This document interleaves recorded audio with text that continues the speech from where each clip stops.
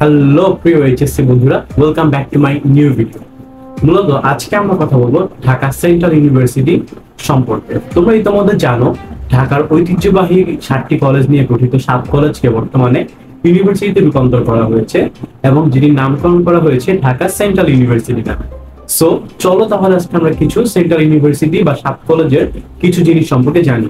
Sorry, এটাকে এখন আর 7 college বলা যায় না, কেননা এটা ঢাবি অধিভুক্ত 7 কলেজের যে নিয়মটা ছিল সেটি বাদ দিয়ে এখন বর্তমানে ইউজিসি কর্তৃক একটা পূর্ণাঙ্গ বিশ্ববিদ্যালয় প্রতিষ্ঠা হতে যাচ্ছে। সো চলো শুরু করা যাক।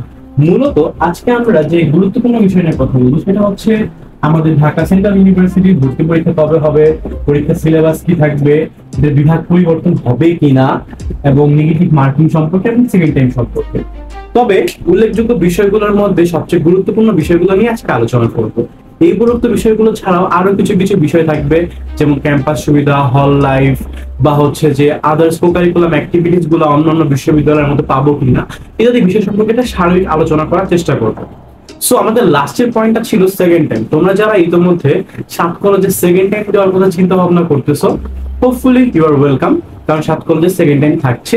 তবে সেক্ষেত্রে একটা নিয়ম থাকছে যে মেডিকেলে যেরকম তুমি যদি সেকেন্ড টাইম দাও তোমার 5 মার্ক কাটা যায়, তেমনি ঢাকা সেন্ট্রাল ইউনিভার্সিটি তুমি যদি সেকেন্ড টাইম দাও তোমাকে হয়তো বা 2 বা 3 এরকম একটা নাম্বার সেখানে কেটে রাখা হবে এবং এরপর তুমি সেকেন্ড টাইম পরীক্ষা অ্যাটেন্ড করতে পারবে। তো এটা গেল আমাদের সেকেন্ড টাইম প্রসঙ্গে, এবং বলা যায় যে আমাদের সেকেন্ড টাইম থাকছে। বিভাগ পরিবর্তন, বিভাগ পরিবর্তন কি হবে? যেহেতু একটা পূর্ণাঙ্গ বিশ্ববিদ্যালয়ে প্রতিষ্ঠা হতে যাচ্ছে এবং সেখানে অবশ্যই তোমার চারুকলা, তারপর হচ্ছে আরো দুই একটা ফ্যাকাল্টি থাকবে, সো সেখানে অবশ্যই সবাই পড়ালেখা করতে পারে।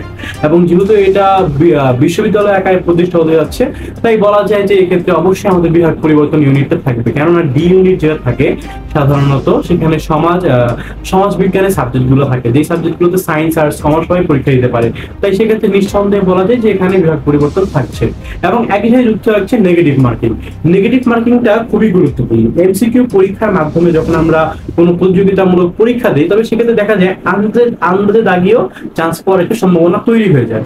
বাট সেক্ষেত্রে যদি তোমার নেগেটিভ মার্কিং থাকে, দ্যাটস মিন পরীক্ষাটা কিন্তু আরো বেশি কম্পিটিশন হয়, কেননা তোমার এক্ষেত্রে প্রতিটি ভুল এমসিকিউ দাগানোর জন্য 0.25 করে কাটা যাচ্ছে। তো সেই ক্ষেত্রে বলা যায় যদি সে নেগেটিভ মার্কিংটা থাকে তাহলে আমাদের জন্য কি খুব বেশি ভালো হবে, কারণ পরীক্ষা তত বেশি কম্পিটিশন হবে, যত বেশি কম্পিটিশন তত বেশি প্রফিট।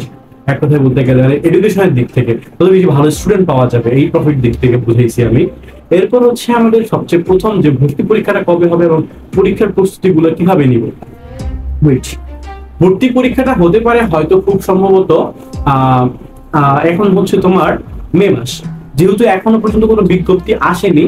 ধরে নেওয়া হয় যে ঈদের পর বা জুলাই শুরুতে যদি বিজ্ঞপ্তি আসেও, সেপ্টেম্বর বা অক্টোবরের মধ্যে আমাদের ভর্তি কার্যক্রম শেষ হয়ে ক্লাস শুরু হয়ে যেতে পারে। মানে বলতে গেলে তোমার হচ্ছে যে আগস্ট বা সেপ্টেম্বরের মধ্যেই আমরা হয়তো ভর্তি কার্যক্রম বা ভর্তি পরীক্ষা শুরু হতে পারে, আনুমানিক, এখনো শিওর না। বাট বিজ্ঞপ্তি যেদিন দেওয়া হবে তার ঠিক 1 মাসের মধ্যেই পরীক্ষাটা অনুষ্ঠিত হবে, এটা হচ্ছে কথা। কেননা যখন একটা বিজ্ঞপ্তি দেওয়া হবে, বিজ্ঞপ্তির প্রায় 15 থেকে 20 দিন ডেট দেওয়া হবে সবাইকে অ্যাপ্লাই করার জন্য, অ্যাপ্লাই শেষ হবে তার 1 সপ্তাহ পর পরীক্ষা হবে। তার মানে বোঝাই যাচ্ছে কমপক্ষে হলেও বিজ্ঞপ্তি দেওয়ার 30 দিন পরে পরীক্ষাটা শুরু হবে বা 25 দিন পরে পরীক্ষাটা শুরু হবে। পরীক্ষা শুরু হওয়ার পরে আমাদের ক্লাস শুরু হবে। তো ক্লাস শুরু হতে হতে মোটামুটি অক্টোবর মাস হয়ে যেতে পারে বা আরো বেশি সময় লাগতে পারে। আনুমানিক ধরে নেওয়া হয় যে পরীক্ষাটা আগস্ট মাস বা তার কিছু পরবর্তী সময় অনুষ্ঠিত হতে পারে। ভর্তি পরীক্ষার প্রস্তুতিটা কি? মূলত যেহেতু এটা আগে 7 কলেজ ছিল, 7 কলেজ ঢাবির আন্ডারে ভর্তি পরীক্ষাটা হয়তো, তো সেক্ষেত্রে আমাদের আগের যে সিলেবাসটা ছিল মোটামুটি ধারণা করা হচ্ছে সেই সিলেবাসেই পরীক্ষাটা হবে। কেননা আমরা যদি দেখি আগের সিলেবাসে বিএডের জন্য ছিল বাংলা, ইংলিশ, জিকে। তোমরা হয়তো জেনে থাকবে প্রায় সকল ইউনিভার্সিটি গুলোতেই বিএডের পরীক্ষা থাকে বাংলা, ইংলিশ, জিকে। তাই বিএডের জন্য কিন্তু আলাদা কোনো তারতম্য নাই, হয়তো বা একটু কোশ্চেনটা ঘুরে পেঁচে আসতে পারে। তবে সেক্ষেত্রে তোমরা প্রিভিয়াস কোশ্চেন গুলো ফলো করবে, যেহেতু ইউনিভার্সিটি এখন নতুন নতুন করে সবকিছু চালু হচ্ছে, তাই প্রশ্নর প্যাটার্ন আমরা জানতে পারবো না। তাই সেক্ষেত্রে আগে 7 কলেজে যে প্যাটার্নের পরীক্ষাটা হইতো সেই প্যাটার্ন তোমরা ফলো করবে, সবচেয়ে বেশি ভালো হয়। সি ইউনিটের জন্য যেমন বাংলা, ইংলিশ, তারপর হচ্ছে হিসাব বিজ্ঞান আর ম্যানেজমেন্ট, এই চারটা সাবজেক্ট বাধ্যতামূলক। এর বাইরে যদি কেউ মার্কেটিং বা ফিনান্স দাগাইতে চায় সেটা দাগাইতে পারে। টোটাল 5 সাবজেক্টের জন্যই পড়া উচিত। মানে তোমার ঢাকা ইউনিভার্সিটি, রাজশাহী ইউনিভার্সিটি, এই এরা বা চিটাগাং ইউনিভার্সিটি প্যাটার্নের পরীক্ষাটা নেয়, সেম প্যাটার্নটাই এখানে ফলো আপ করা হবে। সো ডিফারেন্স কিন্তু থাকতেছে না, ইভেন দো এই ইউনিটের জন্য কিন্তু কথাটা প্রযোজ্য। সো তোমাদের যদি পরীক্ষার প্রস্তুতির কথা বলতে হয় তাহলে আমি বলবো যে আগে তোমাদের যে সিলেবাসটাই পরীক্ষা হইতো, যে প্যাটার্নে পরীক্ষা হইতো, তোমরা জাস্ট সেই প্যাটার্নটাই ফলো করো এন্ড হোপফুলি তাহলে তোমরা ট্র্যাক করতে পারবে। তারপর আমাদের সবচেয়ে গুরুত্বপূর্ণ যে পয়েন্টটা, এখানে ক্লাব ফ্যাসিলিটিস বা আদার্স ফ্যাসিলিটিস কেমন পাবো। ও হ্যাঁ, তোমাদের আরেকটা কথা বলতে ভুলে গেছি, 7 কলেজে কিন্তু এখন নতুন করে যুক্ত হচ্ছে ল এবং সিএসসি। অর্থাৎ তোমরা যারা একটু বিষয় সাবজেক্ট গুলোতে যেগুলো একটু ভ্যালুয়েবল সাবজেক্টে পড়তে যাচ্ছ তাদের জন্য কিন্তু খুবই প্লাস পয়েন্ট, অর্থাৎ ল এন্ড সিএসসি পড়া। আচ্ছা, যেটা বলতে যাচ্ছিলাম ক্লাব এন্ড ফ্যাসিলিটিস, আমরা যদি জানি যে তিতুমির কলেজে কিন্তু ইতিমধ্যেই অনেক ক্লাব বা অনেক বিভিন্ন ধরনের সংগঠন কিন্তু পরিচালিত হয়ে আসছে। তো সেই হিসাবে ইউনিভার্সিটি হওয়ার পর কিন্তু ক্লাব ফ্যাসিলিটিস এগুলো আরো বৃদ্ধি পাবে। ইভেন ঢাকা কলেজেও বিভিন্ন ধরনের সাংবাদিক সমিতি সহ বিভিন্ন ধরনের বিজনেস ক্লাব বা অন্যান্য ক্লাবগুলো পরিচালিত হয়ে আসছে, যদিও সেটা খুব বেশি একটা অ্যাক্টিভ না। তিতুমির কলেজগুলোর ক্লাব সবচেয়ে বেশি অ্যাক্টিভ। তো সেই হিসাবে বলা যায় যে এখানে ক্লাব বা কো-কারিকুলাম অ্যাক্টিভিটিসগুলো ডে বাই ডে আরো বেশি ইনক্রিজ হবে। সবচেয়ে বড় কথা হচ্ছে ইউনিভার্সিটি গুলো কোথায় হচ্ছে, ইউনিভার্সিটি ঢাকায় হচ্ছে। এটা যে ফ্যাকাল্টি গুলো হচ্ছে বিভিন্ন, তোমরা যদি তোমাদের জানো যে প্রত্যেকটা ক্যাম্পাসকে আলাদা আলাদা করে একটা ফ্যাকাল্টি ধরা হচ্ছে। প্রত্যেকটা ফ্যাকাল্টির অবস্থান কোথায়? ঢাকাতে, এবং ঢাকার মূল সেন্ট্রাল পয়েন্টে, যেমন তিতুমি, Mohakhali, Dhaka college, Eden college নীলক্ষেতের এদিকে, তারপর হচ্ছে মিরপুর বাংলা কলেজ হচ্ছে মিরপুর, কবি নজরুল সোহরাওয়ার্দী হচ্ছে পুরান ঢাকায়, এবং বেগম বদরুন্নেসা হচ্ছে বকশীবাজারে। প্রত্যেকটা কিন্তু রাজধানীমুখী। সো সেই হিসেবে বলা যায় একটা ক্লাব বা কো-কারিকুলাম অ্যাক্টিভিটিস গুলো চালানো হয় মূলত বাইরের ফান্ডিং এর মাধ্যমে, বিভিন্ন স্পন্সরের মাধ্যমে। সো এইখানে যেহেতু মোটামুটি ভালো ভালো স্টুডেন্টরাই পড়াশোনা করতে আসবে, তো বলা যায় যে সেই ক্ষেত্রে ভালো স্টুডেন্টের একটা গ্যাদারিং এখানে অবশ্যই হবে। তারপর সিট যেহেতু কমানো হবে, যার কারণে আমরা তোমরা কোয়ালিটি সম্পন্ন স্টুডেন্ট এখানে পাবা। তারপর হচ্ছে টিচারের অবস্থাও এখানে ভালো হবে। ইভেন বা ঢাকার যত বড় বড় কর্পোরেট অফিস আছে যেগুলো থেকে ফান্ডিং কালেক্ট করা যায়, বিভিন্ন বড় বড় প্রতিষ্ঠানের সাথে কাজ করার সুযোগ পাবে। সবকিছু মিলিয়ে তোমরা যদি একটা কো-কারিকুলাম অ্যাক্টিভিটির কথা চিন্তা করো, তোমরা অন্য ঢাকার বাইরে ইউনিভার্সিটি থেকে অবশ্যই এখানে বেস্ট একটা সার্ভিস পাবে। সো এটা ছিল আমাদের কো-কারিকুলাম অ্যাক্টিভিটিস নিয়ে কথা।